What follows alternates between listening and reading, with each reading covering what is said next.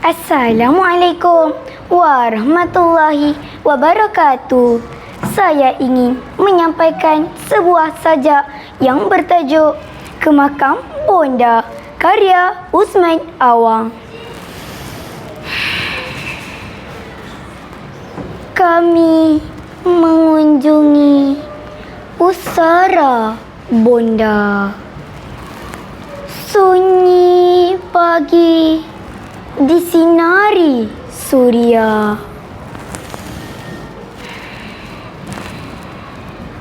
Wangi berseri puspa kemboja menyambut kami mewakili Bonda.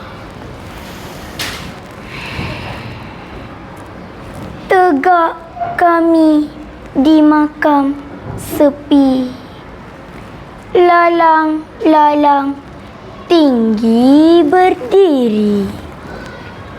Dua nisan terkapar mati, hanya papan dimakan bumi. Dalam kenangan kami melihat mesra kasih Bonda menatap, sedang lena dalam rahap. Dua tangan kaku berdakap. Bibir Bonda bersih lesu, pernah dulu mengucupi dahiku. Kini ku rasakan kasihnya lagi, meski jauh dibatasi bumi. Nisan batu kami tegakkan, tiada lagi lalang memanjang. Ada doa kami pohonkan, air mawar kami siramkan. Senyum kemboja menghantar kami, meninggalkan makam sepi sendiri.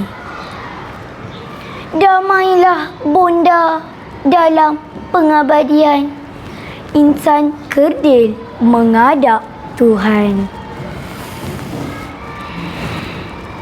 Begitu bakti kami berikan, tiada sama Bonda melahirkan.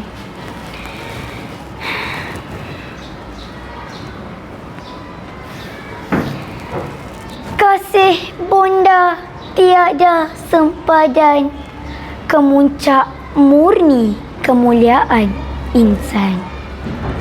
Sekian, wabillahi taufiq wal hidayah. Wassalamualaikum warahmatullahi wabarakatuh.